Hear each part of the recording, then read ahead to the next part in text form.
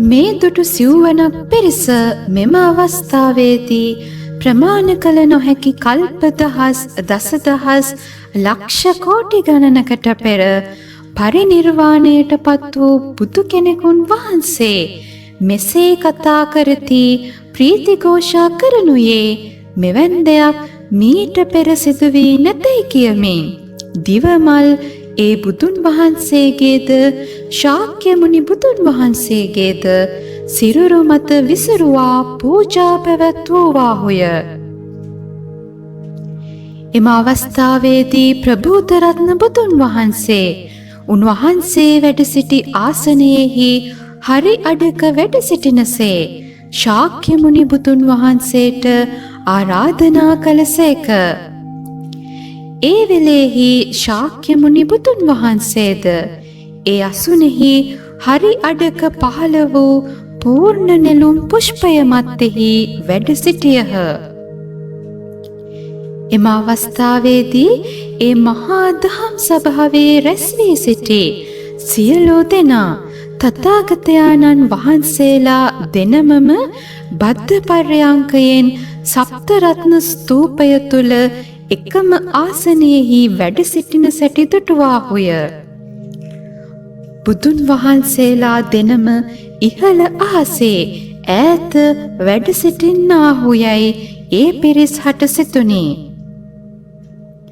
තථාගතයන්න් වහන්සේලාගේ 이르දි ප්‍රතිහාර්ය බලයෙන් තමන් හටද අහසට නැගී උන්වහන්සේලා දැකගත හැකිනම් ඉතා මැනවයි ඔවුහු සිතූහ. එකනෙහි ශාක්‍ය මුනි බුදුන් වහන්සේ තම ප්‍රාතිහාර්ය බලයෙන් ඒ සභාවේ සිටි සියලු දෙනා අහසෙහි ඔසවා තැබූහ.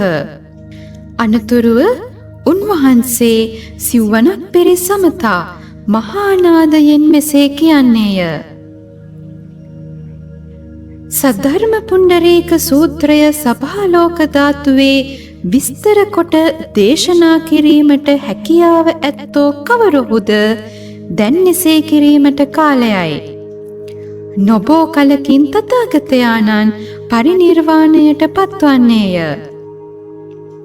සද්ධර්ම පුණ්ඩරීක සූත්‍රය ආරක්ෂා කොට තබා ගැනීමට යම් කෙනෙකු හට බාර කිරීමට බුදුන් වහන්සේ කැමැත්තෙන් සිටින්නේය යනුවෙනි.